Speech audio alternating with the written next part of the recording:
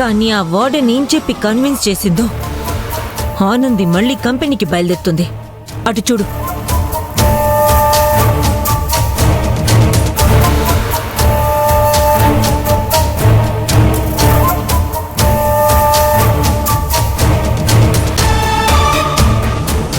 ఎక్కడికమ్మా ఆనంది?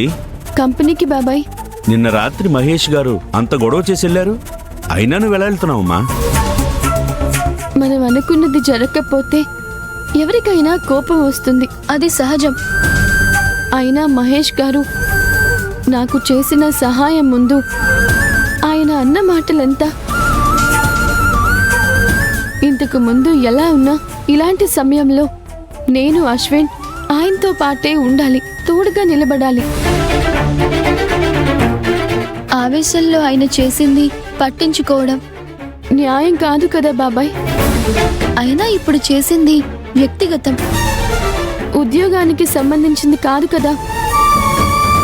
అది కాక నేను ఊరికి వచ్చిన కొత్తల్లో నాకు పనిచ్చి ఆదుకుంది ఆ కంపెనీయే.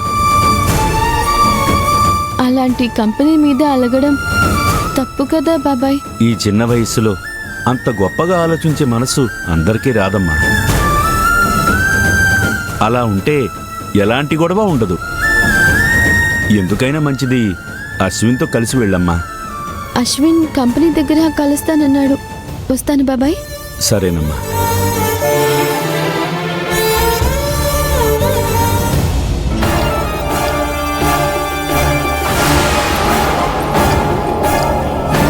ఇదేంటి జరిగిన దాంట్లో తన తప్పేమీ లేదన్నట్లు ఉపన్యాసం దంచి వెళ్తుంది. నీ లైఫ్ ని ప్రతి స్టెప్ లో ఆడుకుంటుంది. దాన్ని నువ్వేం చేయలేవా? ఇంత జరిగినా ఏం జరగనట్టు కంపెనీకి బయలుదేరింది. ఇలాంటి దాన్ని నువ్వు మాత్రం ఏం చేయగలవు? దీన్ని కంపెనీలోంచి బయటకు పంపించాలనుకున్న ప్రతిసారి మహేష్ అడ్డుపడేవాడు.